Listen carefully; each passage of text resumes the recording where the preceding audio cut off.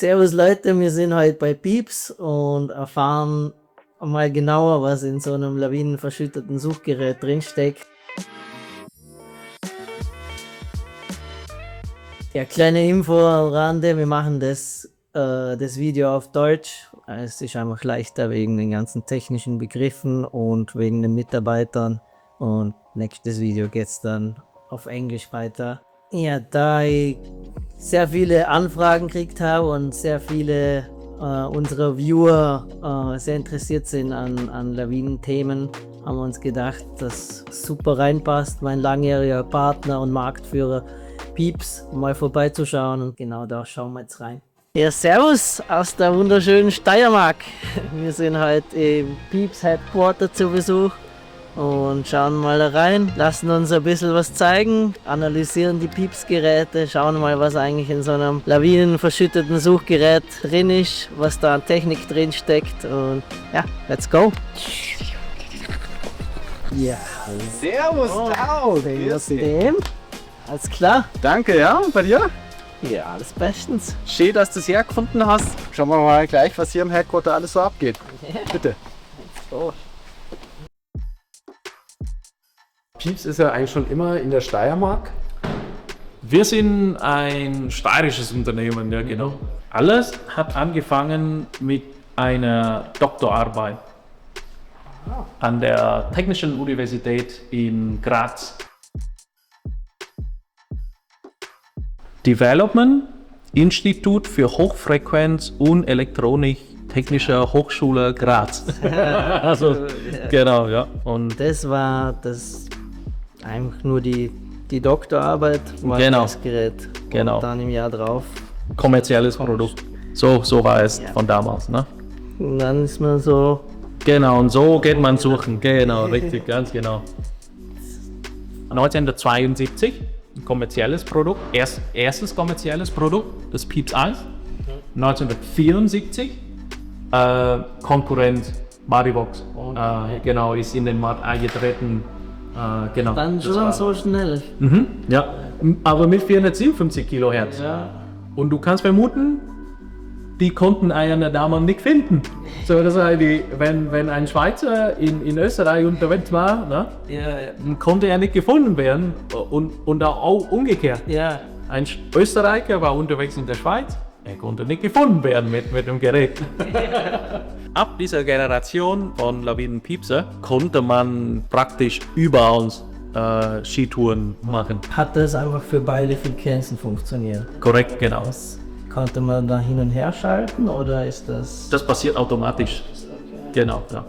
Jetzt sind wir im Jahr 2003. Das ist das erste Gerät am Markt mit 3 Antennen und mit digitalen Signalverarbeitung.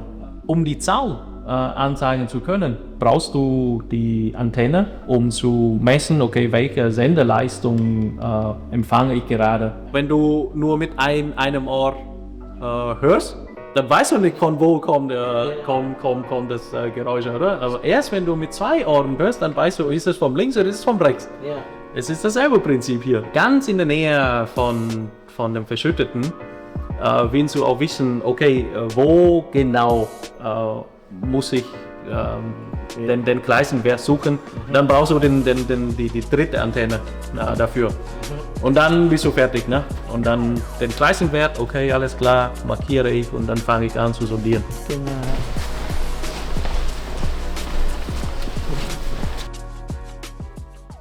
Schön, dass du da seid bei uns.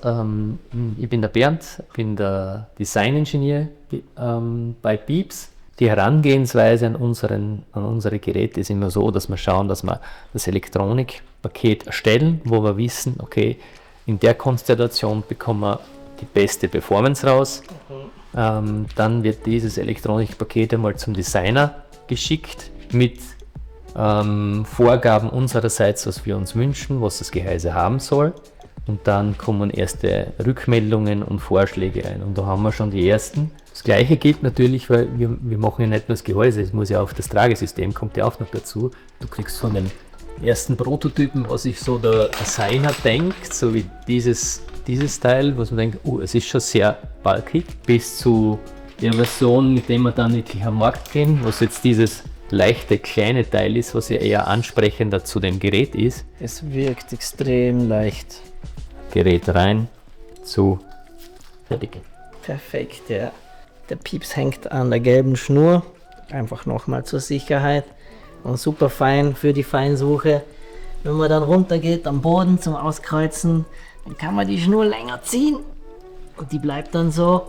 Und so kann man dann ganz gut rechts, links, vor und zurück. Und da haben wir da unseren niedrigsten Punkt und können schon mit dem Sondieren starten.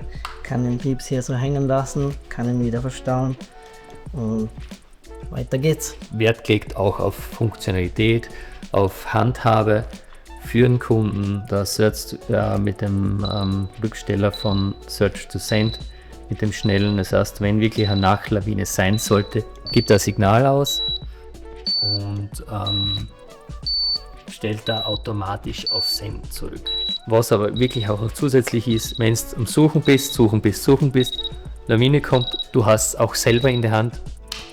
Du brauchst einmal nur kurz auf den Knopf drücken und es geht automatisch zurück. Dann kommen wir zur nächsten Station, zu dem Herzstück von dem ganzen Gerät, oder? Also ich bin der Didi, ich mache da jetzt hauptsächlich Firmwareentwicklung von den Geräten. Was hast du denn da für Geräte? Das ist ja da angesteckt.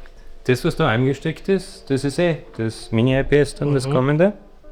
Und da haben wir halt so einen, sagen wir mal, Adapter gebaut, der die ganze Peripherie ungefähr in einer ähnlichen Position hält, wie dann später auch im fertigen Gerät. Wie das Signal gesendet wird, bei Senden und Search zum Beispiel. Also grundsätzlich ist das Signal ja genormt und das verfolgt gewisse Parameter. Da ist immer ungefähr eine Sekunde, die vergeht, und in dieser Sekunde ist ein kurzer Teil, in der Träger aktiv ist, und dort wird mit einer Frequenz von 457 kHz ein Signal auf die Antenne ausgegeben, auf die sendende. Es gibt auf der Platine Kondensatoren, über die wir den Schwingkreis fein kalibrieren können. Und je nachdem, welche dieser Kondensatoren wir einschalten, verändern wir die Resonanz des Schwingkreises etwas. Und es gibt dann natürlich irgendwo eine Idealposition und dort erreicht man die höchste Spannung. Schau, so funktioniert's. Jeweils, hey, grüß dich. Würden wir uns interessieren, für was du überhaupt zuständig bist da. Ja, ich weiß nicht, ob der Tim ja schon was erzählt hat, aber ich bin der Ewald. Ich mache bei der Firma Pieps eigentlich die Quality und die Produktion. Schauen wir rüber. So zeigen, ja? Ja, cool. Schauen wir mal rein. Also wir haben hier im Hintergrundbereich also einige Testequipment, wo wir unsere ganzen Parameter-Tunings machen für unsere LVS-Geräte.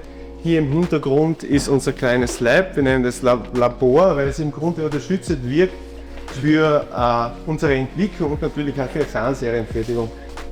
Das ist eine Tuning-Kammer, das ist eine Spezialkammer von es gibt Unternehmen, die sich so mit so Röntgen und Dingen beschäftigen, und das ist auch eine Kammer, die was speziell jetzt für unsere Frequenzbänder konstruiert worden ist.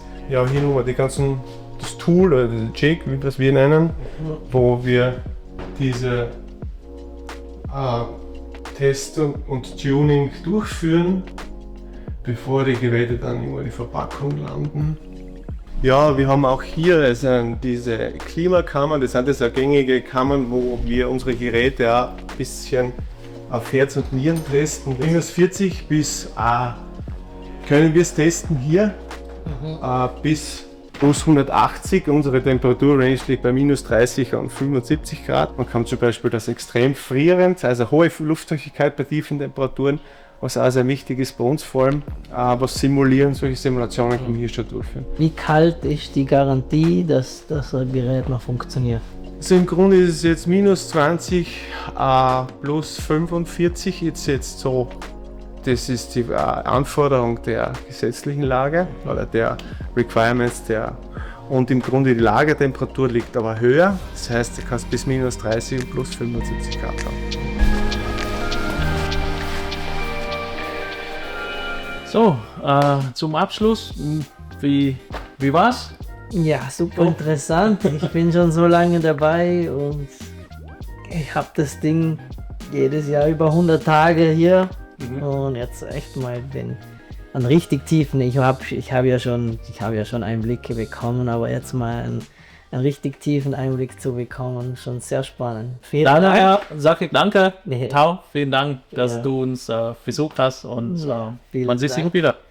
Ja, nochmal vielen Dank an Pieps für den super interessanten Tag und die spannenden Einblicke. Nächste Woche geht's wieder an Arlberg mit ein bisschen mehr Action und wir werden trotzdem das Lawinenthema nochmal aufgreifen und das Gerät im Feld nochmal testen.